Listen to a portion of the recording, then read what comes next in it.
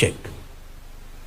Ladies and gentlemen, some have accused my administration of over-promising or taking on too many challenges at once. I have this to say. Yes, I made promises. Yes, I took on many challenges that had bogged down our nation for far too long. This wasn't a mistake. This was deliberate and intentional, so as to match our leadership with our national ambition, to raise the standard, to adjust the bar upwards, and to up our game. As a leadership, we have made peace with mediocrity for far too long. That is why slums became homes, hunger became normal, health became a privilege, and jobs became a status symbol. I promised to change this, and that change is happening. Fellow citizens, we are an ambitious nation and an ambitious people. That is who we are. And leadership must rise up to meet that ambition. That is why I made a solemn and unwavering commitment to lead from the front. The truth is, I had no choice. We could not stand by and watch the country drift. We do not and never have aspired to be average. When we aim for excellence, the bar must be higher. And yes, aiming higher invites scrutiny from critics, suspicion from cynics, and doubt from their cousins, the naysayers. But that is the nature of bold reform. It unsettles the status quo and challenges the comfort of the known and the familiar. The critics may say I am wrong. The cynics may say I am lying. And the naysayers may even say I am mad. But what if they are wrong? And they are. Pause for a moment. What if I am an agent of destiny for the transformation of our nation, whose promise has been delayed for far too long? Pause.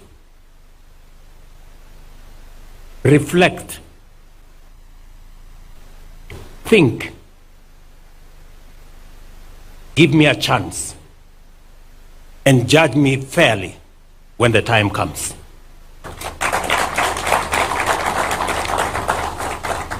But we remain focused, purposeful, and committed to delivering what Kenya truly deserves. This is neither a gamble nor an experiment. It is a disciplined, determined, focused, and deliberate renewal of our nation's foundation. Even the most hardened, die-in-the-wool doubting Thomases will soon see a country reborn, a Kenya that dared to dream big, push harder, and break free from the chains of mediocrity. To paraphrase the Irish playwright and critic George Bernard Shaw, and I quote, "Some people see things as they are, and they ask why. We dream of things that never were and ask, why not?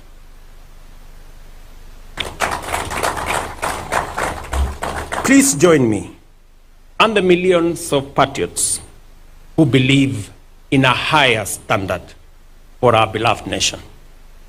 And let us march forward boldly, unbowed, and first march into the future. This is my statement. But allow me to say two more things so that I can conclude. Ladies and gentlemen, we have a great nation. We have a great nation. It is our duty and responsibility to make it greater. I listen a lot to what people say about the present and the future of our country. I listened to one gentleman who retired the other day after working, I think, for 40, 50 years. And he wants to be president. And I listened to him say, Kenya is a failed state. And I asked myself, so for 40 years, you have been working in a failed state? So you want to be president of a failed state? Really? You want us to entrust you to the leadership of a country you don't believe in, to a people you don't believe in? And just for the record, companies like Lindsay, Liaison, an exchange like Nairobi Stock Exchange, the best listed stock exchange last year in Africa, they don't exist in failed states.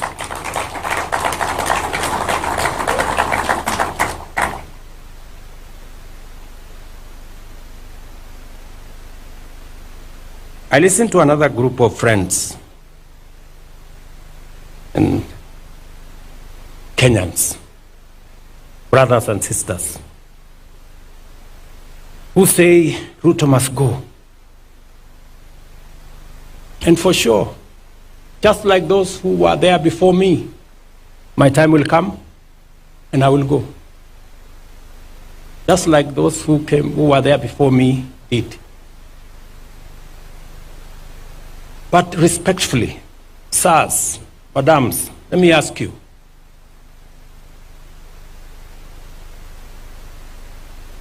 so what are your reasons for this Ruto must go? I'm sure it's not because of the spelling of his name. Maybe because you don't agree with the ideas, the policies, and the plan he has for our nation, which is okay. But please, would you kindly favor us with your counter plan, with your alternative plan? Because the more I listen, the more it is sloganeering. It's not about a plan, not about an alternative plan. And, hey, we cannot replace a plan you don't like with nothing. And I hear my brothers and sisters say, let Ruto go, then we will figure out. And we will tell you what is the alternative plan later. We cannot tell you now. To me, that sounds like the wash conmanship.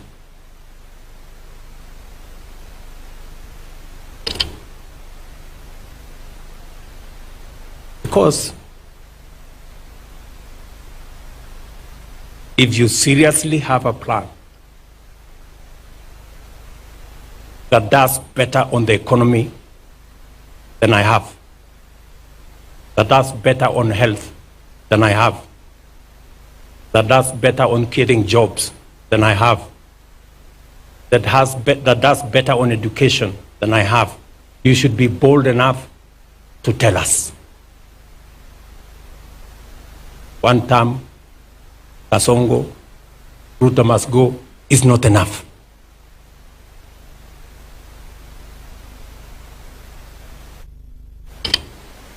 And we are going to have a candid conversation. Nobody is going to corner us. Sorry, guys. You have to come up with a better plan. Sloganeering is not enough. The more I listen to them, the more they tell us, oh, let's go back to NHIF. Oh, let's go back to the old model, the NHIF that never worked. Let's go back to the old funding model that crippled our university education. Oh, let's abolish housing. Let's do away with SHA. And to me, they sound like people who are accustomed to the status quo, the usual, the familiar, the no change. Ladies and gentlemen, we have a great nation. It is our duty to make it greater. Thank you very much. God bless you, and I thank you.